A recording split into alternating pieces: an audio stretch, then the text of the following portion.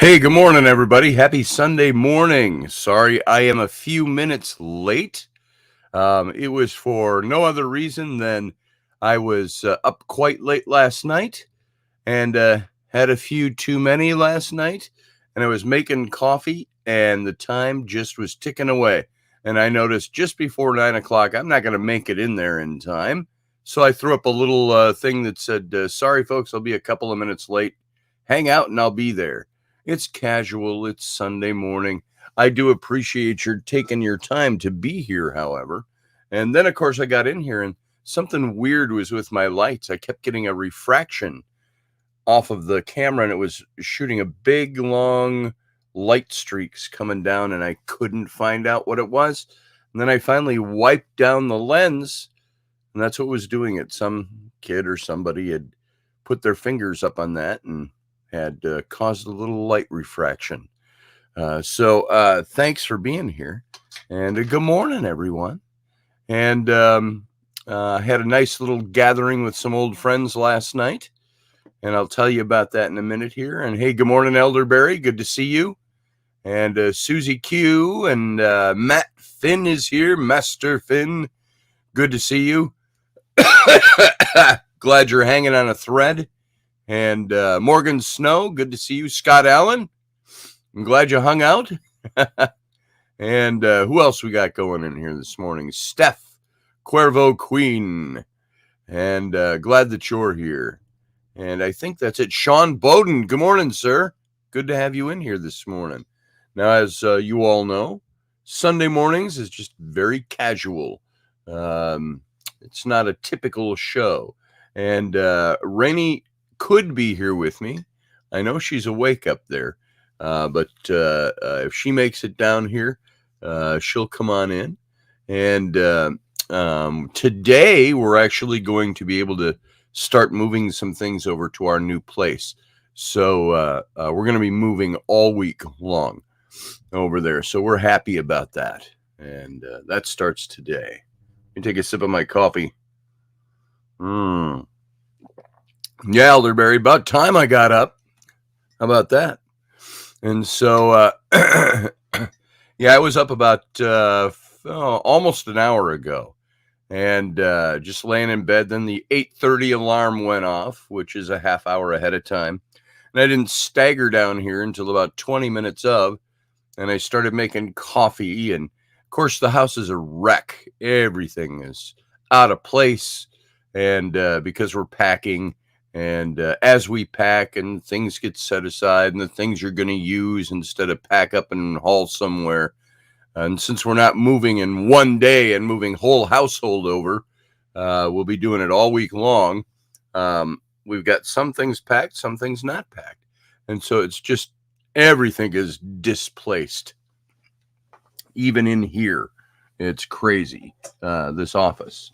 And trying to, in a way, it's kind of like, not even in a way, it's like spelunking a cave with small passages to get yourself through, because we've got boxes stacked up everywhere. And so the furniture is still here and the bookshelves are still here, but they're all packed now. And so you got to go through these little passageways between stacked boxes. And so maneuvering and navigating the house has become ridiculous. So Matt Finn says, took me a couple of weeks to get everything moved out of the old house. Still have some of my stuff in storage at work. Yeah. And we don't move easily. We have too much stuff and we get too settled in. We've been here for 3 years in this place. And I had hoped to never move again until it was to our own new place. Which hasn't happened yet. So we're moving to another bigger place, thank God. And as most of you know already, because we've talked about this before. So, Douglas, good to see you this morning. Glad you made it in. So there we go. Hey, Delaney, good to see you. I see you there. So I'm glad you stopped in this morning as well. And so, Yeah, last night I had a little get together, a little reunion dinner with some of my old friends from the festival. We do this every year. Um, the group that we were in called 10 Seconds of Harmony. And if you haven't heard me go on and on and on about that group, it was a thing that we all had our big roles out at festival. And we formed this little group where we did, it was kind of the men's show meets the sound of music at the Renaissance Festival. And the whole premise behind it was we were five guys getting away from our duties, and one of us was aide to the king, or to the king or to the royal prince, and the other one was a French ambassador, and the other one was something else. Those were our characters out there, but we all got together, and the idea was and we did our show from a pub, and they would just pack out the pub, and it was open air, and it would be packed all around. We'd have hundreds of people at every one of our shows. We did 2 shows a day. They were roughly 40 minutes each. And so we did this show, and it was singing. And there was only 2 guys that knew how to sing in that group. And so we started almost a year ahead of time before our first show ever started. And every year we would start in January rehearsing for the August opening. And so we'd have that showdown pat. And it became a very popular show. But it was bawdy, lots of bawdy humor and songs, and from sea shanties to serious old historical songs. And but it was not a singing musical show. People didn't come to see that. They came to see the bawdy humor. And so those were my friends. Those are the guys. And every year we've gotten together, the 5 of us, and and had a reunion, usually around Christmas time. This last Christmas, one of my friends there, his wife was having a baby, and the whole COVID, and some people were nervous about going out, and so we didn't get to meet this last December. And so we had kind of an impromptu. It started just a few days ago, where one of the guys put out a text message to us all, and he said, "Hey," he says, "Nate's in town," because half of our guys have moved out of state, and let's all get together on Saturday night. And there was only 3 of us that could make it, and so it was me and my 2 other friends, and then Raini got to come along, and she had some massages last night, but we got it worked out, and they held up dinner for us. And we were there pretty late, but we were drinking scotch, single malt Highland scotch, and beer as well. We started with beer, and of course you're all tired anyway. We were all talking about. I was always the old guy in the group, and so I said, "Now you're all older than I was when you were calling me the old guy." They're in their mid to late 40s, all these guys, and so we. But some of them haven't changed at all. They look fantastic, and they're in great shape. And so we had a good time last night. And so I had to sleep. I didn't sleep in. I just didn't wake up early like I normally do. So it was a lot of fun. And Doug, I see you're mentioning by some of the things I'm seeing here in comments that storm is going to be nailing into you, huh? So, what does Matt Finn say? The blessing and protection for you and your property, Doug, and everyone who's in the storm's path. So, yeah, I hope you don't have too much problem. I'm in the clear for most part. I'm worried about Field Guy, though. Yeah, Field Guy's down, I think, in the thick of it.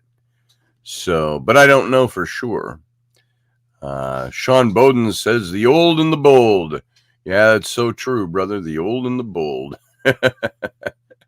And so it's funny. We all get together. We all love each other. We all care about each other. We don't get to see each other very often. But, it starts with the big man hugs that last 10 minutes. And then everybody's wife was there. And so we had a really good time. Even Rainey had a good time. Didn't you? I did. All right. She has made it in. And if you can weed your way through the the crowded mess here. So there she is. Not gonna stay long. I gotta go get the trailer. Ah, okay. And we can get in afternoon. So Noon o'clock. Yeah. I need paper. So so those of you who have wandered in, we get to start moving some things over into the garage over there today. Yay! And yay! Hey, Tweet. And so we're happy about that. Get this thing done. And so yeah, it was a good time last night. So that's what you don't always. I don't think you've ever come to one of these other than a cookout we did a few years ago. So, man, that was more than a few years ago. That had to be 5-6 years ago. Something like that. And she was a baby. That's all I know. So it was good. So what's on your mind today? I'm tired. Yeah. I'm still stressed out about the move. Yeah. I'm not too stressed about it. It's just stuff you got to do. It's not the move. So. It's the dealing with the old landlord still. I'm not worried about it. I know you're not, because you don't think about that stuff. I think about it. I just don't worry about it. It works out either way. So, thank you, Matt Finn. I appreciate that. Says I'm happy for you and your family. You can finally have some more personal space. Yeah, that is the truth. I went to my buddy's house last night. They built a new house, very new construction in, nice suburb, outer suburb of the Twin Cities, and big sprawling, the kind of construction. It's I almost got the impression that wasn't a new build, but I thought he said they had a new build. But it was big. I mean, it has the main floor and it's all wood floors and wide open. And then you go downstairs. We went down to see their big family game room, which was cool. He had 4 TVs on big screen TVs, all put in a big rectangle on the wall, and 4 different things going at once. His kids playing a video game, and sports is going on. And it's their sports room, and they have huge sectional in there where we all ended up crashing. We all just not falling asleep, but we all ended up in there, sprawled all over that thing. And his 10-year-old son was playing video games and stuff like that. So it was a nice, comfy evening, and we had a good time with it. But then you can go down another level, down into the basement, which they also finished off. And my buddy does, if you've seen the Warhammer games, you can do the digital games. There's also the guys that play with all the little figurines. He has for years been deep into that and won all kinds of awards for his meticulously detailing, painting all these characters. And he's got the big boards out, 8-foot by 5-foot board out there that has the landscapes and stuff like that. And he had actually done one of those a few years ago. It's about the size of a pool table, and it was a rough terrain, and it was flat enough where you could lay your game pieces all out. And it had a river running through it that he used that resin, that clear resin. And so you could see they had all kinds of stuff in the river and this clear resin, light blue kind of. And so it was very cool stuff. And so that was good. My landlord is the bank, says Matt Finn. They're a bunch of a-holes, everybody. too. Scotty keeps talking, but I see everybody saying good morning. You said so good morning. You said good morning. Good morning. So I'm just talking so there's no dead space. EMILY. Not that I have anything substantive to say this morning. Just talking. So how's everybody's morning? What do you guys got? All you guys got going this morning? Scott Allen's friend assembles and paints Warhammer stuff. My friend's name is Jeff Shilkin.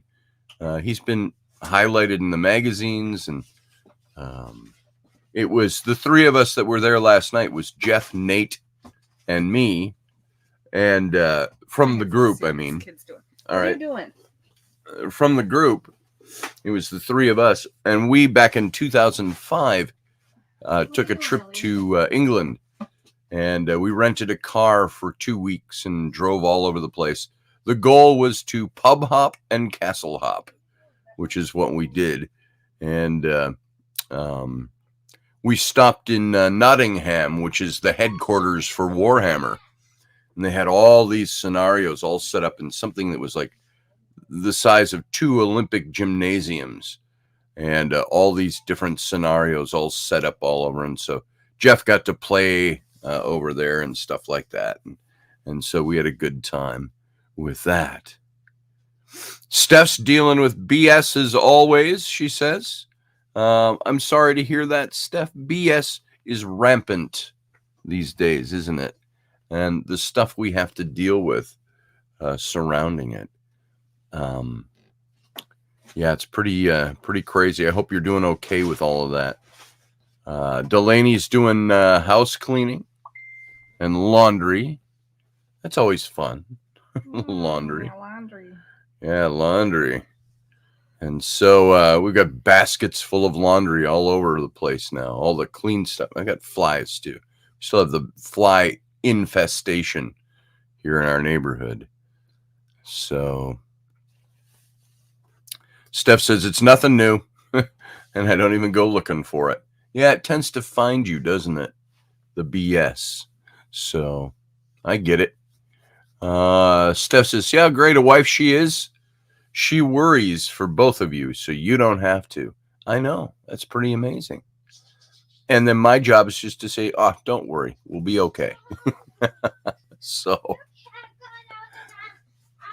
No, just leave the door shut. Leave the cat alone. Don't worry. Just let it be. There it is. Cat's outside?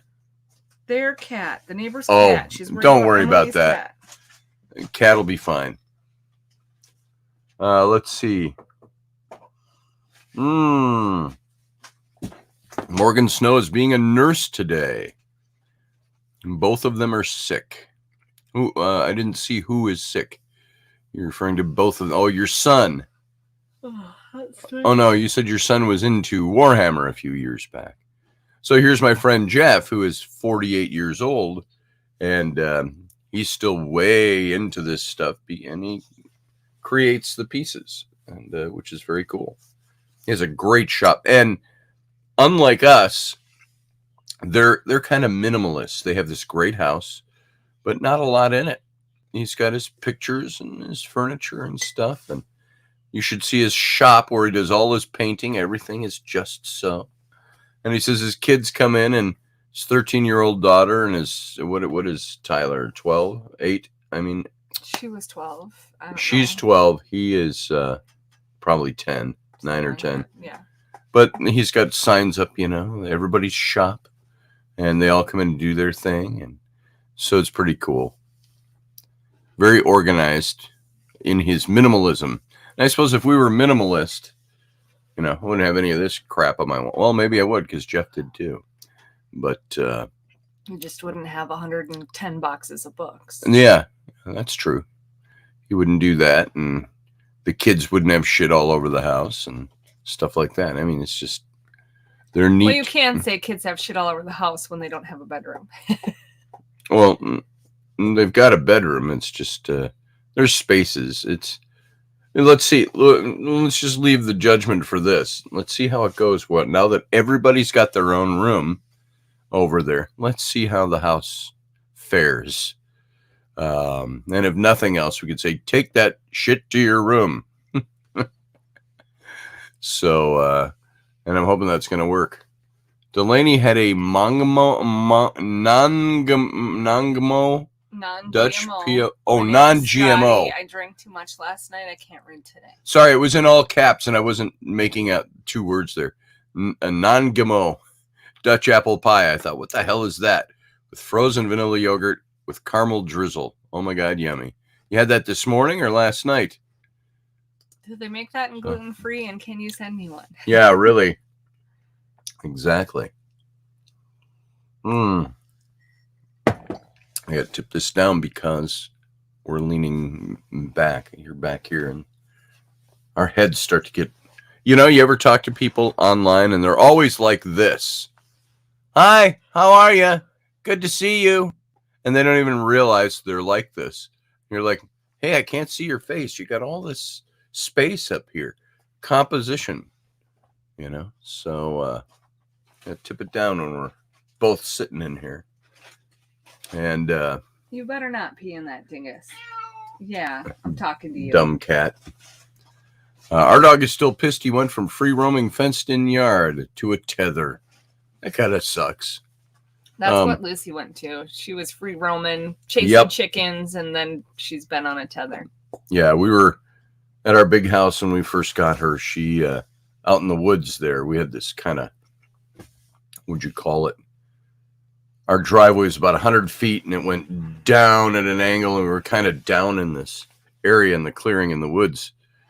And so we just let her out, and she didn't get up on the street or anything like that. And so,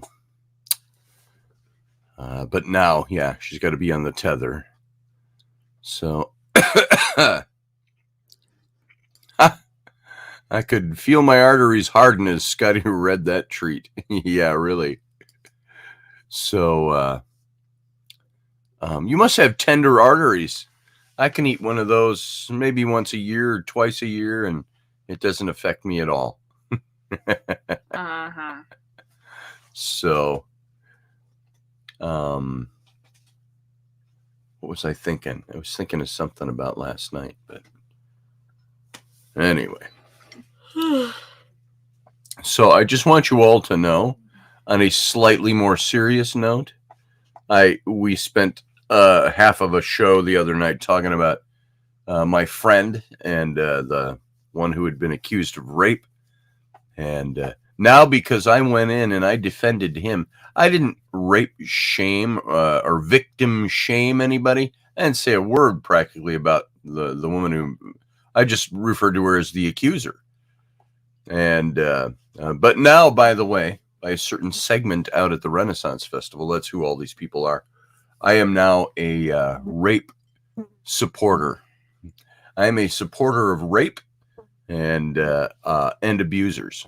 So I just wanted you to know that, by the way. You said that already. Okay, I'm out. On that note, I'm out. I'm gonna go get the trailer. Oh, all right.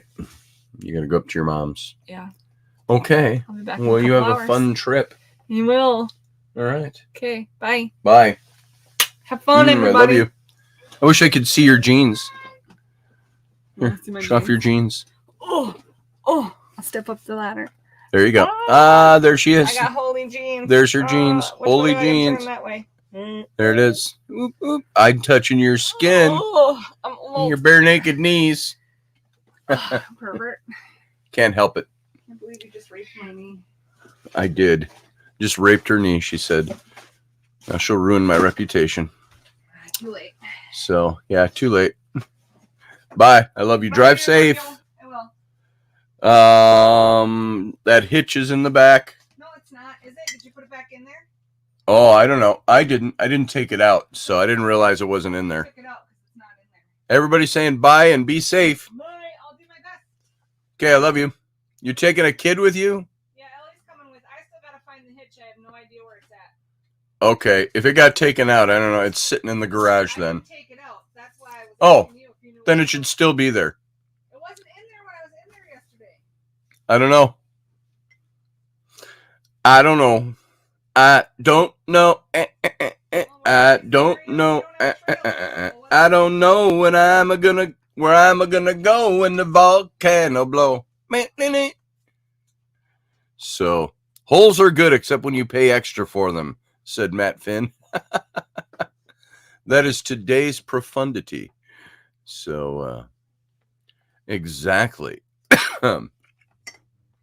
So Rainey's mom has a big flatbed trailer. And so Rainey's going to get that so we can haul stuff. And then John and Bree, they've got a big flatbed trailer too. John's gonna help us all week long. And he is gainfully unemployed at the moment. Nothing to be embarrassed about or anything like that. Just situations at his construction job. And so he's got all week, and he said, hey, if you need me all week. And so he's going to help us haul stuff over all during the week. And so that's cool. And then my son has got a bunch of his friends coming out toward the next weekend, to help us move all the heavy stuff, the final push, the final surge to get everything over there. Although we may end up having it all done. Rainey and I have moved a couple of times, and sometimes we just we put out a call for friends, and we had like 15 people at one time that helped us move out of the ranch. And then other times we've just done it ourselves. And Rainey's mom comes over. She helps clean, and she's meticulous about that. So, yeah, so that works. So we got to clean ovens. What's the best thing, by the way, you guys, to clean an oven? And I know there's that foam spray. Is there any brand you guys would recommend, or anything that's the best thing that requires very little work? You just spray it down and let it all soak off. Hopefully that's I can find something like that. Good morning, Romeldian. Good to see you. And are they moving too? Steph S., are they moving too? I'm not sure who you're referring to there, so I'm not seeing everything. John and Bree? No, they're staying here in this neighborhood, if that's who you meant. And so we're getting as much of them as we can, soaking up the friendship while we're right across the street. But we'll only be about 12 minutes apart from each other. I've made that drive so much. We have driven our kids to school over in Somerset, Wisconsin, for the last 3 years since we've lived here. We're in New Richmond, and Somerset is 12 miles away. And that's where our kids go to school. And we drive by this house is like 1/2 a block down through a residential neighborhood where we turn in and turn to go over to the school when we're dropping the kids off in the morning. So we've made this trip so many times. Takes about 10 to 12 minutes to get to that house from here. So hopefully we'll see plenty of John and Bree. And so that'll be good. And let's see what else we got in here. What's everybody? Zep products. Oh, I'll have to look into that. I'll see what's available. Do you have to order those? I'm sure you can find them in the stores. Maybe a hardware store or something like that. Just looking to all of those of you who have had experience cleaning ovens. Yeah, ours is supposed to be self-cleaning, Morgan. I think if we find the right button, we can probably do a little self-cleaning on that. And I think all that means is it burns everything off. So that was one thing the new owner asked here specifically. He said, if you guys could really do a really good job on cleaning the oven out and the refrigerator out and stuff like that, he said that would be a big help. So I doubt we'll get our damage deposit back. You never do, but we've got a few things around here that are dinged up. Somebody put a big hole in the wall, and it's just a depressed hole. It's not broken all the way through, but it's about that size up at the top of the stairway to the upstairs. And I'm like, who did that? No, of course, nobody did it. Nobody knows how it happened. Yeah, Morgan, you just brush it out. Yeah, that'd be cool. And then you can just polish it down if you want after that. I don't like getting down on my knees with a rag and being half upside down trying to scrub things. Soak a rag with ammonia, says Elderberry, and throw it in the oven and shut the door 15 to 30 minutes. The fumes will loosen up the stuff. That's cool. That's a good old trick. Ammonia. Ace Hardware, Home Depot carries Zep. That's cool. Wall putty. Yeah. I've been filling holes and stuff and sanding things. He told me we don't have to do that, but I don't. He said, don't worry about that. We got a crew that'll come in and do that to paint the walls and stuff. And he had noticed that our place had never actually been painted. They'd only been primed. And, you look at our walls and you go, yeah, that's a primer on there. And we've never painted here. We're supposed to be against the rules of the lease to paint. And I was like, fuck it, I don't care. If if they're not going to give us our damage deposit back anyway, I'm just going to paint the walls. But we never got around to it. Like the studio wall here, I wanted to paint that a color. If you look at some of the old shows before we were actually doing the Odyssey Radio Network shows on my YouTube, you'll see a blue painted background and behind, and that always worked really well for the radio. So yeah, probably a ball, and nobody knew what it was, man. And playing ball in the house, you know how many times I said stop doing that in the house. So yeah, cleaning ovens, cleaning stuff. I don't like the cleanup afterwards. I'm sure the carpet is going to look absolutely nasty when we get everything up off of it. You notice that? You'll walk through your house and you go, oh, there's a couple of stains there. Yeah, we can get that. And when all your furniture's there, and you move everything out and you go, ugh, what pack of animals lived here? And you got an arrow hole in your bedroom door. Way to go, Morgan. Morgan Snow, for your folks' information, likes to sit in bed at night and do target practice on her door with her bow and arrow. So, safe home, happy home. So, fume-free, easy off, says Susie Q. We'll have to give that a try. I'm sure we may end up doing it more than once. So I was up helping Flynn pack his room up this week, and I found this on the floor yesterday. Look at that, baby. That's from the new movies. It's a pin, so it pins on your shirt. The Star Trek insignia. God, can't see it. There you go. So it's just sitting here on my desk, and boom. So, and then I've got these. I've got this one of the originals right there. So look at the difference in those, from the original Star Trek to the newer ones. And I actually like I'm trying to get this so the light isn't angled on them so bad. There you go. That's what the originals look like. Kind of a leatherette. And then the new ones. So there you go. That's just sitting right there. And I've got one that's out of the package. So this was, I don't know, those of you who are not Star Trek aficionados, the star in the middle of the old original ones meant command. As does then they carried that over, of course, into the new ones. And this one, the circle, meant the sciences and engineering. No, engineering was the kind of, and I don't have one with me of the engineering, but this was the sciences, and then engineering was the other one. So it was pretty cool. There you go. There's your Star Trek stuff.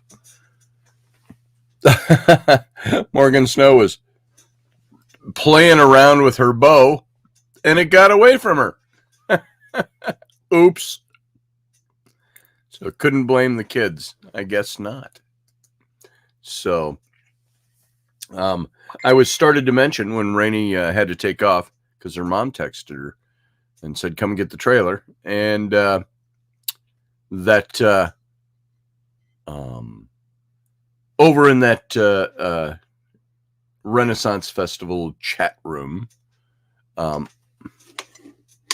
where I was talking the other day about my friend and about the rape charges and all of that. It's interesting to me that not interesting. What would you call this? I call it mob mentality to a certain degree. It's where everybody thinks they're so woke and so in touch with people, and it's all become this, if a woman, remember how what started with the Me Too movement, it was all, if a woman makes an accusation, you're supposed to believe her. Believe her. And yet there have been many people who have been accused of these things that they say, that's not true. I did not do that. What do you do in those cases? What do you do when you say, we want to believe the woman? Why would a woman make an accusation like that? Why would she put herself out in public to make an accusation like that if it's not true? And what they were finding is that they've had to redefine rape, even to say rape is no longer just this, it's this, this, this, and this. It's like they're lowering the bar of what can be an acceptable accusation for rape. And I don't have examples of that, but I can say it's like unwanted advances can suddenly turn into rape charges. And because rape is no longer just this, it's now this, this, this, and this, and this. So rape itself is a sensitive issue in that how do you define what is rape and what a victim considers rape? I get that. But there's also then you have to meter that out with the justice of just because you consider it rape, was it actually rape by our society's definition or by the definition of the laws of our land? You could say, and this is probably not the best example, but the way I'm thinking about it is you can look at murder and say, I have somebody has murdered somebody outright, cold blood, no question about it, shot him in the head, whatever. And then you could have somebody who down the line would say it's murder because it was unintentional, but we have laws that cover those things, manslaughter or first degree or second degree. But then there are people who come along and say this person isn't dead, but they were left in a vegetative state. That's attempted murder now. You technically murdered that person because they'll never be the same. Or they've been injured psychologically for the rest of their life. And so you've murdered that person's psyche. There's all these different things. I'm just shooting from the hip here on some of this stuff, but this is what we become in our society, is that if somebody does something or somebody is accused of something or somebody didn't do anything at all and somebody makes an accusation, we have this problem. And they were talking about how there's a... Haven't you left yet, little Tiny? Did you go with your... What's that? Oh, okay. John and Mom are talking. Got it. So, all of this to say, somebody said in this whole chat room thing that was going on, or group thing that was going on the other day, they were talking about the percentages of false accusations are like 2%. And the attitude seems to be, even if the reputation of somebody gets ruined in that 2%, they should be happy that their reputation gets ruined because it's supporting victims. And yet my friend who was falsely accused, he falls into that category. He lost everything, and it was never even adjudicated. And so, and there are statistics out there that say the 2% is not accurate either. It's more like 10 to 15% are false accusations. And the numbers of rapes in the country are something like, reported rapes are like 90,000 per year, which tells you it's a huge problem. And I think it's been a problem all through history. And so out of 90,000, if you take the median number and say 10% of those are false accusations. I don't know how they calculate that, but let's say 10% of them are false accusations. That's 9,000 people a year. And then somebody came back to me. We were discussing this and came back to me with numbers that say the numbers of false accusations for rape can be up toward the 41,000 a year number. These are just numbers that They're not all, precisely accurate, but that's what it was kind of boiling down to. Can you have 40,000 men a year accused of rape that did not commit rape? What did Steph say here? The sad part, we had a student accuse 2 different teachers of sexual advances, and then her group of friends admitted she made it up because she was mad at them, ruined their careers. Yeah, exactly. That can go on. That happens, and it's not as rare as people would like to think. Fart rape. Yeah, Matt Finn, I've seen that too. Some people getting taken to court for fart rape. As ridiculous as that sounds. Well, there, I missed the post right here. Yeah, we didn't become this way in society. We were guided here to create as more division and social tension as possible. And Matt, I believe you on that. And so in this group where I stood up for my friend, and the reason I stood up for my friend and said anything publicly at all was, and I've had my opportunities in the past to say, well, I support my friend. When this all came out, I said, you all know, I said, most of you people know him. He's not capable of that. It's not something he would do. And of course, the argument to that is, oh, you never know. There are people that have all these secret things that they do. You could know somebody for a lifetime and never knew that they were a rapist secretly. And I'm like, my response to that is bullshit. You don't know this guy. I know this guy. It's not something he's capable of doing because he is not that kind of person. And, well, you don't know what he, yeah, I think I do. I said, do you know him at all? No, I don't have to. And I said, well, I've known him for over 20 years. And I said, I would think that if he had these chinks in his personality, those would have come out a long time ago. Now, he's just like me. He's a red-blooded American male. And, we like women as much as any other guy does. And, but I'm going to tell you something. What would make me a rapist? I had somebody once tell me that I had been accused of rape by somebody. Now, it had never been brought to my attention by the person or any legal means. And, okay, I'm going to talk. If you got kids around, this is a little sensitive stuff. And if as an adult you want to be part of this conversation and hear it. But so I was told, so-and-so said you date raped her. And I'm like, what? I said, I don't do that. That's not the kind of person I am. And here's where it's a little sensitive. If you've got your ears covered or kids out of the room. And I said, you know what? This person, I would have my Scotch and cookies things on Thursday nights that I've told you all about. Little gatherings of people, and Irish band would come over, and we'd all play music and all do tarot readings and talk, and everybody's talking in their little circles and stuff every Thursday night. And there was one person in particular, we'll just say it's a female, that would always stay a little late, and the purpose was to have sex. And that didn't come out, right away. It was like, I'm staying late so we can have sex.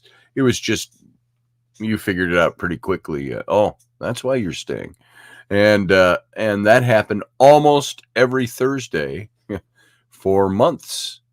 And, almost to the point where I had a Thursday and she couldn't make it to the Scotch and cookies. Like, oh, and this is back in like 2004. Back in that time period, 2003, 2004. And she was much younger than I was. I was probably 20 years older than her. She's maybe the same age as Raini now, which is funny because I never chased younger women. It just so happened. But you telling dumb stories. Yeah, I'm talking about rape charges and things like that. Still on that topic. And so somebody said, she said you date raped her.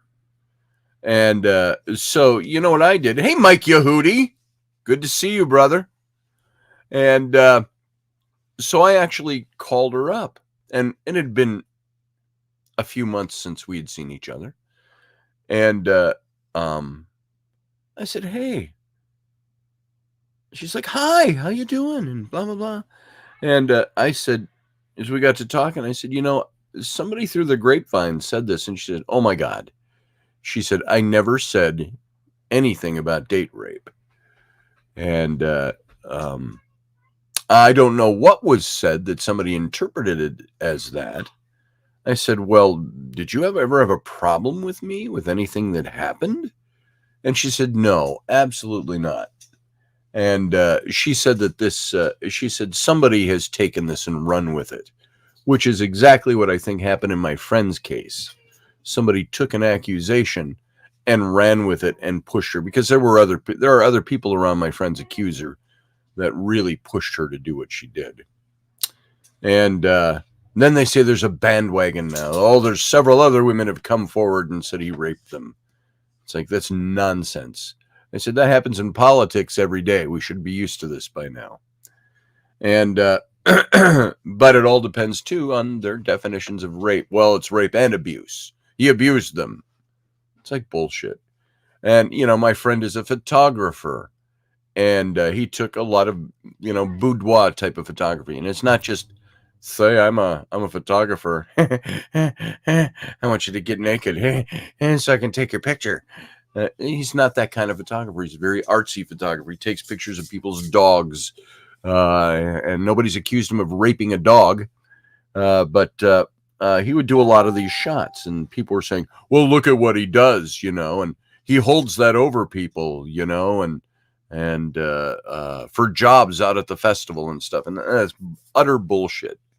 And as a prime example, my own twin daughters had him do group shots with them, with their friends, personal shots, boudoir shots, nude shots and stuff 10 years ago. And they said they were shocked when they heard that Carr was being accused of anything. They said he was always a perfect gentleman. And this is, I didn't even know what was going on. It wasn't something he arranged through, because I'm his friend. He arranged it. There's a fly. Damn flies. There, you just got a microscopic view of the underside of a fly on my camera lens.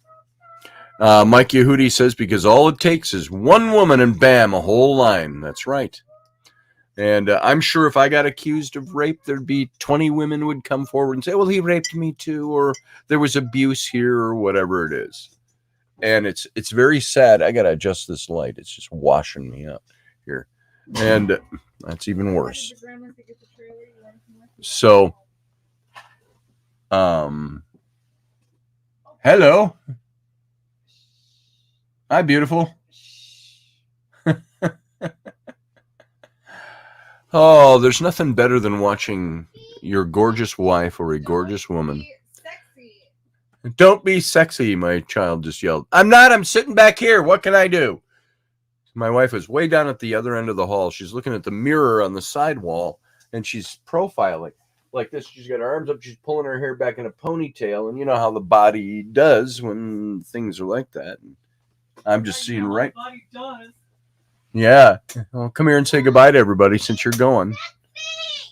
John came over and banged his hitch into my hitch hole. John put his hitch into your hitch hole? Very nice. Hole. So there you go. All right. I found the hitch. Don't be sexy. Fantastic. Who's being sexy? Don't be sexy. I'm sexy. I can't help being sexy. Neither can Mom. Mom's sexy. Here, now let me ask you a serious question. I'll ask you a serious question. Is this being sexy? Don't be sexy. That's what we got to put up with, folks. That's why it will be nice to have kids have their own rooms. So, just saying. Okay, I'm out. Okay, baby. You go. Drive safe. Bye. I will. You ready? Ready? Let's go. So now you got your neighbor boyfriend to put in the trailer hitch. You burned the hitch into the hitch hole. I'm sure.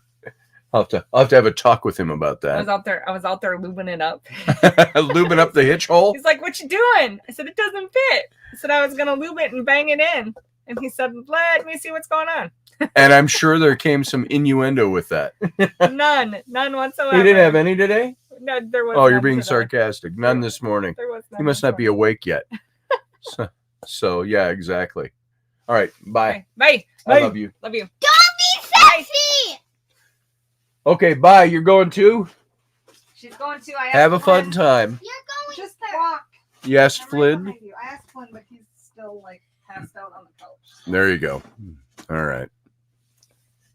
You have fun, beautiful. I will. All right. Don't be sexy. She makes life so fun. Don't I like be that. Sexy. So, what did Mike say? He said, Don't be sexy. you said something, says, you talk like this is why I'm hesitating to talk to women. Yeah. Yeah. There was something you said, what would happen if a guy accused a woman of that act? I think it's happened. But I was telling this story. I talked to this woman friend of mine, and I said, do you have a belief that I did something inappropriate? And she said, absolutely not. And I kind of asked, so what prompted the rape talk to come out of this? And I don't remember, in my memory, I don't remember really any answer to that other than, oh, you know how people are type of thing. And so, and some of these people, I think, are some of the same crowd that exists. And I call them a crowd, not to just be derogatory, but to say it's the same group of people that are doing this kind of stuff to my friend. And now I can tell you this. There was, as I had mentioned, where I said this was maybe a little sensitive for some people, this woman who they were saying was accusing me of rape, it totally took me off guard because I'm like, she comes to my house every Thursday night for the sole purpose of having sex. And they said, well, there was a particular night in question. You know, you guys hadn't been together for about a month, and she came over, and I said, well, I remember that night. I said, she came over, and she hopped into my bed without a stitch of clothing on. And I said, one thing led to another, and there it was again. And she left in the morning after we had coffee. And I've seen her many times since then. And so it was kind of silly when you hear somebody else wanting to spread this thing around. If she was a weaker person, weaker in personality, I think that crowd might have convinced her to do something or say something. And all of that with me totally unaware that there was anything that anybody was saying was inappropriate. It was two people having consensual sex repeatedly. And suddenly it became date rape. Because of why? I don't know. This was back in 2003, 2004 when I heard about all of this. So Sean Bowden said, I'm afraid of women. Yeah, it can get scary. I'm afraid of women in a certain political mindset. I would never want to get involved in that. What does Steph say? Just asking if I or a girlfriend of mine was ever to be accused of that. Oh, yeah. So my thing with my friend is saying, now look, I know me. Here's an argument I've used with people, and see what you think of this. People will say, well, you have to always believe the women. It's usually some of these women that are out there. And I said, why should a woman always be believed? I said, because her mouth is yapping. And I said something the other day. I said, just because a woman's lips are flapping doesn't mean, I said her mouth. I said, just because her mouth is flapping doesn't mean she's to be believed. And then, of course, people get on you for the terminologies. I can't believe, wow, I can't believe you said her mouth is flapping. I said, whatever. I could say just because her lips are moving, just because there are words emanating from her mouth, doesn't mean she's telling the truth, or doesn't mean her perception is skewed of what happened. Well, if she believes she was raped, then she was raped, even if she's wrong. I said, do you hear yourselves? I said, no, you cannot ruin a person's life and reputation based on an accusation like this. There has to be some proof of it. There has to be evidence that this took place. And I know early on, his accuser's story changed. God, there's something I can't say. that I know of in this situation. I can't talk about it. Nobody's supposed to know about this. In moving on, I would say I asked some people in that group. I said, maybe this is along the topics of the things I can't say. I said, do any of you know if the accuser benefited in any way from this? I said, maybe find out. And maybe that'll tell you why she wasn't pushing to show up for court. I said, I don't really know of any. I can't talk about anything. I might even know if I knew it. I'd have to deny knowing it. I said, but do any of you know if this person benefited from it in any way? And so there's also those factors. Do you know that there are a lot of companies out there that have, even the Renaissance Festival has an insurance company, and they have insurance for charges like this that take place. And so I'm just saying, if you want to connect the dots on that, you can, and you can speculate on that and all of that. So no one would believe a man was taken advantage of. And you know what? I don't think I was ever taken advantage of, because guys were usually like, how many women do you hear say, I got, unwanted advances from a man, versus a man going, I got unwanted advances from a woman. It doesn't take place as much. Guys are kind of like, yeah, I'll do that. Sure, right here on my desk. Let's lock the office door. A woman, will not take that the same way. They're built differently, physiologically, mentally, psychologically. It's all different. Men are creeps more than women are creeps.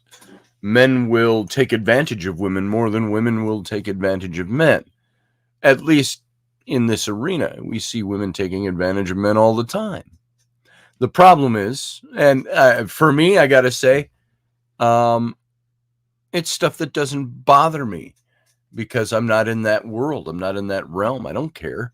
I've had my problems with women. I've had my fun times with women. I believe in equal rights. I believe that if a woman says she's been raped, it should be investigated. I'm not saying you just brush off a woman who accuses. I'm saying the accusation has to come with something to back it up. You can't just accuse somebody and then publish that person's name all over the place and ruin his reputation in society without proof and evidence. I think there should be a law when it comes to rape charges that you can't release anybody's name to the news, that can't be talked about. There should be court restraints put on that until the outcome of the trial. And you wait to see, because you could accuse somebody. I could be accused of rape by somebody and it wasn't true. And what if my name got plastered all over the newspaper saying I was, and then in the news, and artist, small-time radio host accused of rape by this woman, and who we can't show her picture because that would be victim shaming, but we can show his picture and show that he was even arrested and charges filed against him because that's the procedure. And so here's his mugshot. So they put up a mugshot of you with your orange pajamas on and a jumpsuit on and saying Scotty Roberts accused of rape. And, he's was arrested Friday night, had to spent the weekend in jail, had to appear before a judge. And, and a woman who we cannot name to protect her identity. We have to, this is the procedure we have. And the problem is, because even now, out of all the news stories I saw, I never saw her name published or her photograph published. It's to protect her, which is the way it should be. So how do you balance these things out? You've got to protect an accuser, but an accuser also has to prove their case. And so I've got all these people I was talking to on this group that said he's a rapist. and he should be in prison for the rest of his life. He should be sterilized. He should be, and whatever, all the talk that comes out. I'm going, wow, you're a bunch of really wonderful people. You've elevated yourselves to jury and executioner, judge, jury, and executioner. I said, but you don't know the facts. Oh, I suppose you know the facts. I said, well, I know more than you know because I've been told from the source. Well, we can see, and blah, blah, blah, and all of this. See you, Susie Q. Have a good day. You're out. Have a fun day. So there's all this stuff. I hope it never happens to your daughter. If it does, I hope that she's believed. Susie Q, if you are leaving the group because you can't handle the heat of this conversation, then go. I don't appreciate that at all. Don't get on me because I have an opinion of how these things work. Then you're no better than the other people who are accusing people over there. If you want to leave because you disagree with my point of view, then fuck off. There. All right. I don't appreciate that at all because I see you've expressed a point of view. Now you've got to leave. I'm out now. So what? So you don't agree with the way I do it. You hope that if my daughters are ever, that's the argument I've heard from 100 people already. Oh, I hope your daughters never get, you know what? My daughters are pretty smart. And if my daughters accused somebody, I don't think they would accuse somebody wrongly. I hope it never happens to your daughter. And if it does, I hope she's believed. If it happens to my daughter, I hope she's believed too.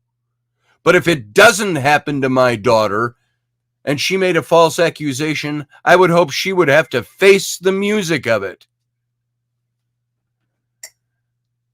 You can have an opinion, Susie Q. I didn't say you couldn't have an opinion. I never said that. You're welcome to your opinion. But don't say, well, you don't like my opinion, so I'm out. In that case, see ya. I don't appreciate that. Have your opinion, share it, discuss it, opine over it, dialogue about it, but don't do a drop mic. I don't do drop mics, mic drops. I don't do mic drop. Don't drop your mic and head out. If that's what you're going to do, go forever. If you're going to dialogue about it and discuss it, opinions are welcome. Matt Finn says, I hope we can do better on all sides here. Due process is the key. It always has been. Exactly. That's not my opinion. That is the law of the land. Why do you think the Constitution tells us that a person has a right to face their accusers and that we have a system of jurisprudence that was built on the very fact that the old system of jurisprudence was one where the state or anybody could accuse you and you were left in the position of proving that you didn't commit the crime. That's why we now are a society where you are innocent until proven guilty. We would rather fault on the side of letting an actual criminal free than having somebody who didn't actually commit a crime be punished for it. That is the system we have. So, Susie Q, you can keep trying to discuss it. I don't like thin-skinned opinions. I'm expressing my opinion. You don't agree. You know what? I expressed my opinion, and there's over 400 comments of people trying to take me to task over expressing my opinion. But I didn't tuck my tail and run. I stood my ground for what I believed. And then I told everybody else, you can believe what you want to believe. And somebody said, well, I don't ever want to talk to you again. I said, no, you don't have to. It's your right. I had people taking me to task, and I would respond to that. Why are you even talking to me? I said, because you accused me of something. This is a hot button. It's a hot button for me, and it's something I don't like. You're welcome to share your opinion. You're welcome to debate it here. But if somebody doesn't agree with your opinion, it doesn't mean, oh, I'm going to pick up my toys and go now. Just go, okay, we disagree. So what? We move on. It is a hot button. It gets me too, Susie Q. If my daughters accused somebody of rape, you know what? I would tend to believe my daughters. Because guess what? They're my daughters. And I have people use that with me all the time. I hope this never happens to your daughter. And I say, I hope it never happens to anybody. Why do you single out my daughter because you think my opinion is wrong? Well, I hope it never happens to your daughter. And you know, this is what I face whenever I bring this topic up in the group regarding my friend. Well, I hope it doesn't happen to your daughters. And I had people over there say, your daughters are wonderful people, but you're not. You're disgusting, I was told. Because I believed my friend over the accuser. I said, now, had the accuser been my daughter, I might believe her. But it all depends on what I believed about my daughter. I also happen to know some of the facts behind this, and there's things I can't talk about. This woman who made the accusation against my friend, she had done the same thing to somebody else a year or two earlier, out of state, in a different place. So I don't know the details of that, but she'd done that before. Accuse people. What is this woman, just a rape target? Everybody around her in authority tries to rape her? That's when it starts to look to me like, should we believe her accusation, or should we maybe believe that she needs counseling? Oh, I can't believe you'd even suggest that, say people. You're victim shaming. No, I'm not. What makes her a victim? What if the crime never happened? Is she a victim at all? They were, when the story first came out, she was being referred to as the victim. We don't even know a rape took place. All we have is an accusation. And she's a victim? No, she should be called the accuser until it's proven that she's a victim. And maybe many times you can't prove these cases, and there's the problem. So rapists walk free. If a guy actually did rape a woman and she made an accusation and there was no way to prove it, the guy would walk free. But that's our system of jurisprudence. You can't accuse somebody in this country and that they are immediately assumed guilty. The crime has to be proven beyond a shadow of a doubt. Now, the court of public opinion might be different. Why do you think they have civil cases when, what was it? O.J. Simpson, remember? He won his case for murdering his wife and her friend. Now, is there any of us that believe he didn't do it? Very few. I believe he did it. But he won his case. So what happened next? Civil cases were brought against him, and he lost his civil cases. So Morgan Snow says it happened to my daughter when she was 9 years old at a birthday party. That son of a bitch got away, no law. But we were living in the South, so justice was dealt. There you go. That's it exactly. You can lose a case in court. That doesn't mean the crime will go unpunished. As for my friend, it was accusation ruined his career, ruined his life, drained his accounts. And 3 years later, he's just barely struggling to get back on his feet. I mean, they're intelligent people. They're smart. He and his wife will survive. But my whole participation in this the other day, somebody said to me just last night on this thread, they said something about, well, why do you have to go screaming it from the mountaintops? I said, you know what? I said, my original post on this was defending my friend's wife, who is a friend of mine as well. She owns a coffee shop out at the festival. And everybody was like, we're not having coffee there. We're going to, and this is before I even got involved. I happened to see the post. And they're all railing on her and how she, the wife of the guy who committed the rape, according to them, the accused, his wife should be condemned as well for staying with him. And so she's equally culpable, they're saying. You see how the slippery slope goes? Why would his wife be equally culpable even if he did it? Why would his wife be culpable? And so they're all trying to boycott her coffee booth. And I said, what a bunch of raging idiots you people are. I said, you're all a bunch of babies that are part of this cancel culture bullshit. I said, you don't even know for sure that he committed a crime, but you believe the accuser, so therefore you are free to trash and try to cancel his wife. So what kind of people are you? Yeah, Steph, it finally did go to court, but she, my friend's accuser, she said she had moved out of state with her young child, not supposed to be his child, by the way. But she and her child moved out of state because she was afraid of him. And so when she moved out of state, then the trial came last fall sometime, and she requested a continuance until after the COVID. She didn't want to travel up to her own court case because she was afraid of COVID. And so the judge dismissed it. He dismissed it with I can't remember if it's with or without prejudice, meaning if she ever wanted to come up here again and try to have the trial go on, she could do it. But for the moment, my friend was a free man. Now, he wasn't incarcerated, but he couldn't leave the state or anything like that. He had to be a good boy until the trial was over. And so the judge dismissed it because she decided she didn't want to come up here.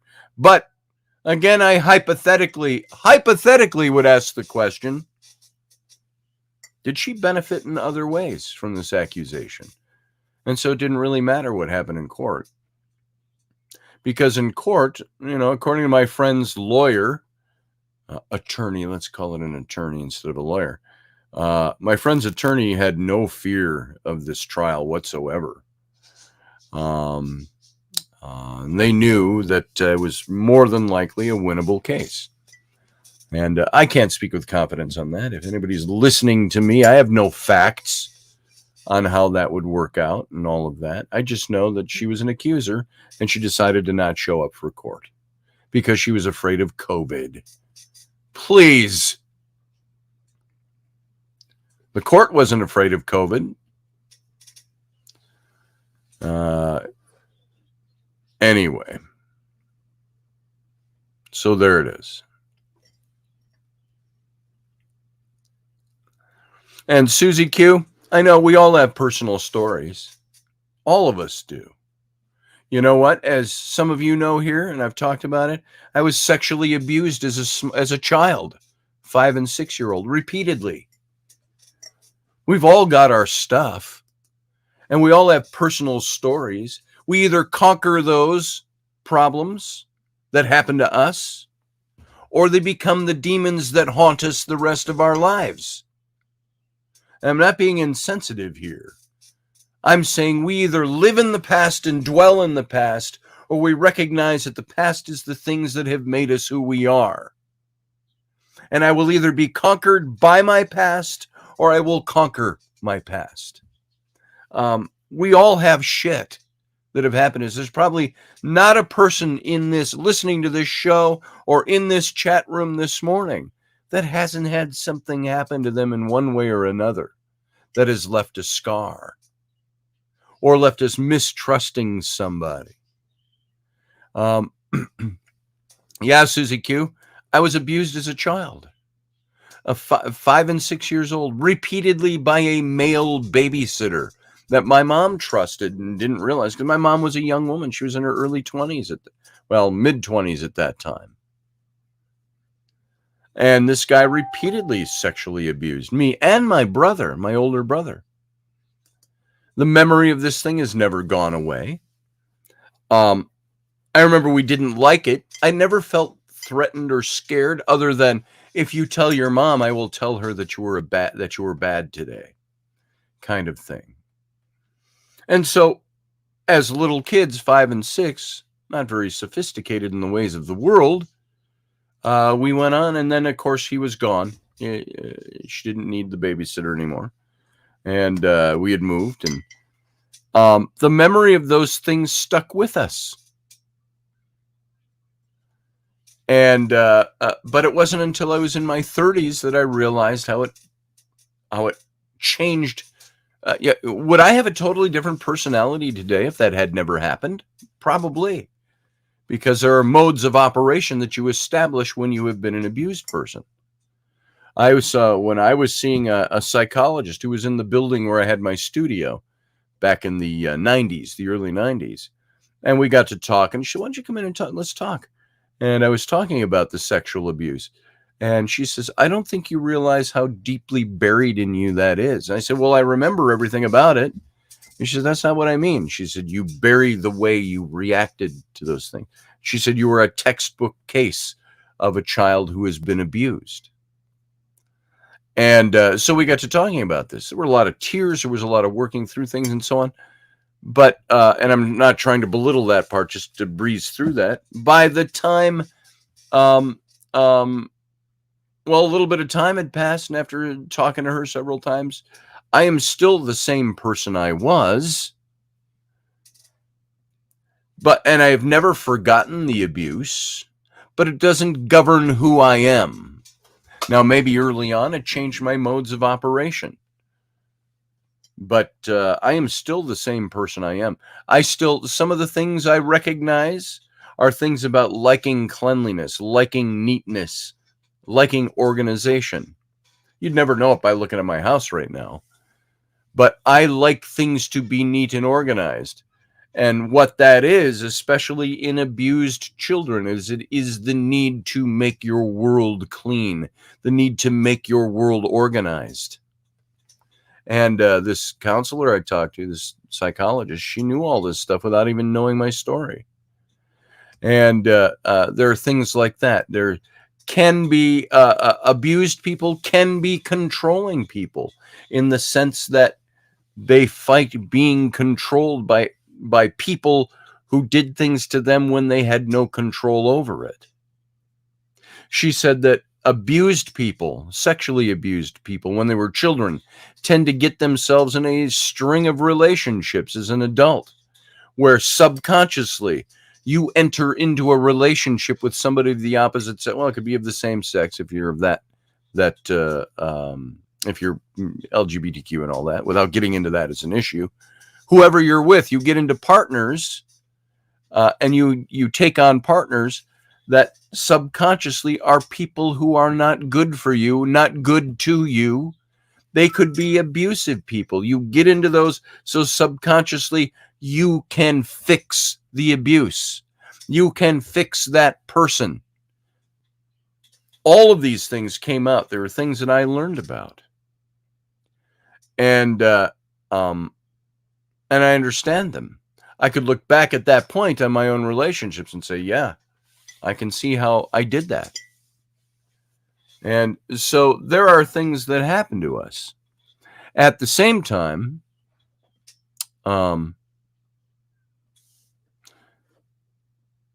it has helped me out. Sorry, I was looking at some of the comments. Helped me understand that I lost my train of thought because I was reading a comment there and it threw me off my train of thought. The more I grow, the older I get, the more I do it when I read tarot. Some of these things come to my mind with certain cards. There's that 5 of Cups card that shows the 2 children, and it's the card of nostalgia, the card that says, don't let your past and either the good or bad things that happen to you dictate who you are now. It's like the woman, and I've used as an example with that card, the woman that will say, I was abused in my old relationship, and she ruins the relationship with the new man she's gotten with because she gauges him by what happened to her in the last one. And this is a card that warns you, don't use the past. Don't be so latched onto the pains of the past that you forget the wonderfulness of the future or of the present. And you cannot let those things dictate who you are. You can use them as learning experiences and stepping stones, but you leave them in the past. If you don't leave them in the past, they will govern you. It's like the devil card when you get it in tarot. The devil card says,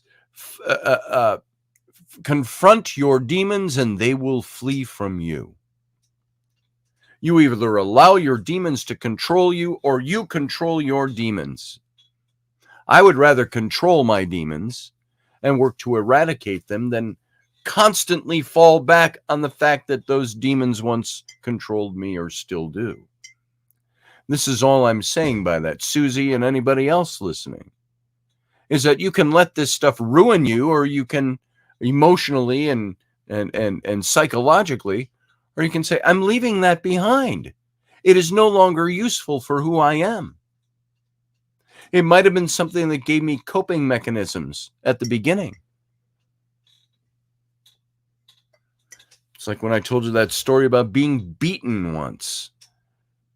And my brother and I were beaten with a strap that left marks from the backs of our necks all the way down to the backs of our ankles. Black and blue and purple welts. And this was in the late 60s, before all of this. You could lose your kids for that nowadays. There could be problems. But we got beaten. And when my psychologist friend was doing that little semi-hypnosis, I don't remember what it's called. She just took a pencil. It was as simple as something like this. And she just moved that up and down. She said, just concentrate on that. And she says, I just want you to talk about whatever comes to your mind. And that was that setting where what entered my mind was seeing that beating taking place, on my knees, cowering in the corner, crying. And then the image of Captain Kirk, as silly as it sounds, it was a psychological thing.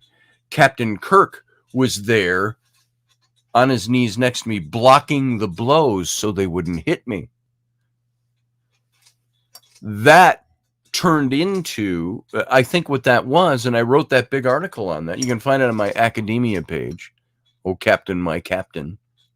If you go to my website, as a matter of fact, scottallenroberts.com, and click on the articles link at the top of the page, and you'll see the one called Oh Captain, My Captain. You can call that up and look at it. But that was something where I, as a small child, had buried in my fictional hero, Captain Kirk, the pains I could not process as a child. It sounds like a bunch of gobbledygook and psychobabble, but this is the way the brain works. And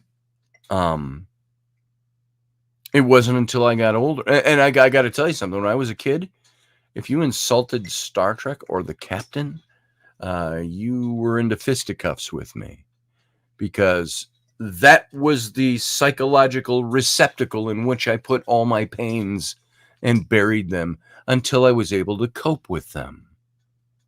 And it wasn't until I was in my 30s that I realized I had done this. And that particular scene, I spell that out in great detail in the article. So if you go to my my website, click on the, I think it's articles. Let me find out for you where exactly it is. If I go here, articles, yep. You click on that articles link here. This is just a separate page on my website. I'll put this up in here. Boom. If you go there, you can see all my articles. And if you click on that particular link, it's the bottom one, Oh Captain, My Captain. And this is the link to that article directly. As a matter of fact, you can download the here it is, Steph, and anybody else. There it is. Oh Captain, My Captain. There it is, Elderberry. Some people, doesn't even affect them. We can say, geez, it didn't affect me. That doesn't mean it doesn't affect anybody else. We had a lot of stuff going on there. There was moments of physical abuse. There was the sexual abuse. There was all of that. And many times as men, we are like, yeah, if you can't take it, you're not much of a man, are you? Well, see, that's bullshit, because that stuff affects people in different ways. And I was beaten with I was never beaten with a belt buckle, but I was beaten. And I wasn't like a little wallflower, simpering wallflower. It's that you don't realize how certain things affect certain people. And for me, that was a combination. The physical abuse was on top of the sexual abuse. And those were the things that got buried. And things that happen. Some guys are manly enough that they don't have to bury anything. And man, they just cruise through life and they're fine. Kudos to you. The majority of people don't deal with things that way. By coping and dealing with things, it doesn't mean we've actually dealt with them. It means we've pushed them away so they don't bother us or cause problems for us. So, yeah, elderberry, it could be anything. But it would be interesting to find out how those beatings affected the way you think. Would you be the person you are today without them? No. Same for me. Would I be the person I am today without the abuse that took place to me? No. I probably think very differently about certain things. And I wasn't a simpering mess walking around before any of these realizations. It was something, though, that as I grew older and as I talked to somebody, I found out why. Mostly what it helped me do was identify how I became the kind of person I am. I don't think I've committed any evil or bad toward anybody else. My life's been pretty good. But it helped me understand how I got to where I was, where I came from, where my modes of operation came from, and all that. Hey, Brianna, welcome to the show. Sean Bowden, I'm a damaged person because of all the things of my own doings. Ain't that the truth? I'm probably more damaged by the things I've done than the things that were done to me. So, ain't that the truth? Yeah, my mom grew up with, my grandmother was a drug addict. And you're talking drug addicts in the 40s and the 50s, where it was a lot more hidden than it is nowadays.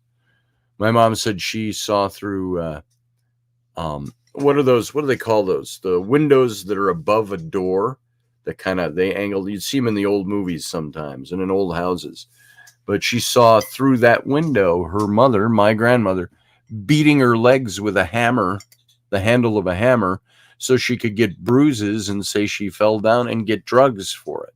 That's how, and she was addicted to certain drugs. So my mom grew up seeing that. And let's see. What's Field Guy have to say? Welcome, Field Guy. Sorry, folks, forgot it was Sunday. Been glued to the TV.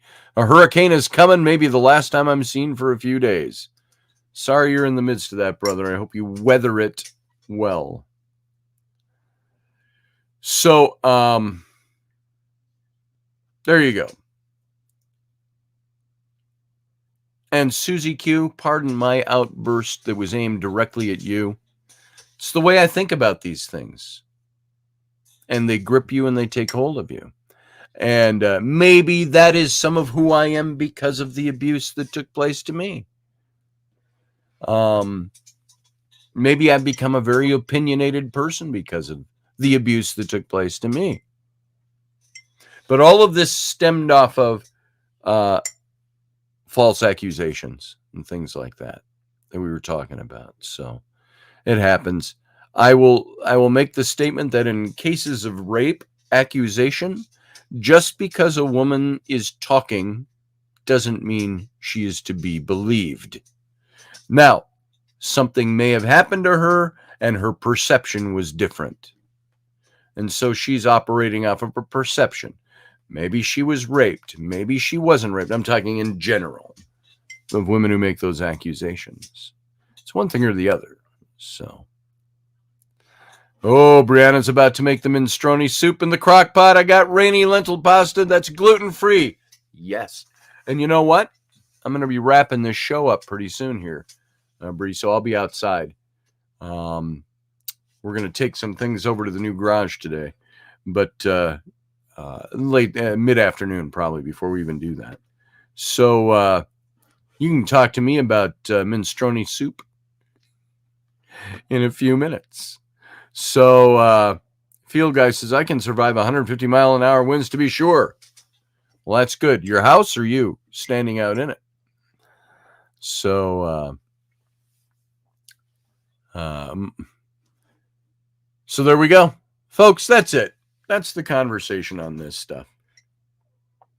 I will encourage you that if you're going to share an opinion here, don't share an opinion and leave. We've had some people do that, and people turned off by things other people have said and have left permanently. That's their business. But don't do mic drops in the chat room. Stick around and talk it through. You'll find, and Susie Q, even you have found that there are people who agree with what you're saying. So you don't have to take off because you disagree with an opinion. So there you go. All right, guys. I don't want to leave this on a negative note of any kind. I don't think this was negative. It's hard stuff to talk about. So, by the way, some of you don't even believe that people should be damaged psychologically by things that have happened to them that are bad. Some people have thicker skins than other people. Some people can endure the beatings more than other people. Some people can endure the sexual inappropriateness, the rapes, the abuses and things like that. Some people have the ability to endure that very well. I think I did, or I'd have been a mess as a kid. And it didn't come out later, and later was when I learned how it changed my modes of operation and how I do things. Matt says, personally, I think we do pretty good here, despite the differences of opinions from time to time. I think we do too. It's a good place to be. And I appreciate you all being here. And we can talk about hard stuff sometimes. So, yeah, there it is, Field Guys. Some say I'm negative, but I'm not. I just think some people don't get me. That's the truth. And that's the way we all are. So let's leave it at that. I'm going to go out and have some more coffee and have a smoke. When I get myself worked up about stuff, that's how I deal with it. So that's where I'm going. Steph says, I just saw this. Steph, what did you say? You have this feeling of guilt trying to make everybody happy around you or something like that. It just scrolled off on the other one, and I didn't see it. It's up there somewhere. Steph says, mine is feeling guilt all the time and trying to make everyone happy. Yeah. We become people pleasers, those who have been abused in certain ways. So, and there are some people, Steph, Elderberry, other people, Susie Q, there are other people out there who deal with their things in different ways. I was never a crumbling little wallflower of a person. I just moved on. I just didn't realize how it had affected me on deeper issues. That came up. Steph says, I think the beatings I got taught me how to fight if confronted. There you go. I get that. I think marketeers, says Matt Finn, and purveyors of pop culture for far too long encouraged the sexual revolution. And these are some of the outcomes of today. Ain't that the truth? Boy. Field Guy says, when I survive the hurricane, we can do that interview or just make a video of my story. I don't know. We'll do an interview. How about that? All right, guys. On that note, let's make it a day. Let's all go out and have a good day. Remember, the stuff of the past that bothers you, leave it in the past. Like Rafiki. Rafiki said to Simba in The Lion King. He said, he hits him over the head with his staff, and he goes, hey, that hurt. And Rafiki says, why should it hurt? It's in the past. He says, but it hurt. And he says, oh, yes. He says, the past can hurt sometimes. but we move on. So there it is. So all of you, there you go. If you want to see the article I wrote on this stuff, you can go check it out at the links I pasted. If you want to go watch The Lion King and see Rafiki's interchange with Simba, go do that. All right, you guys, you all have a good day. And I will see you back here, of course, tomorrow night. And tomorrow night, Monday through Friday, 9 p.m. Central, 10 p.m. Eastern, 7 p.m. West Coast time for the Intrepid Radio program. I appreciate all of you being here and supporting this show. Thanks a lot. So, until then, live long and prosper.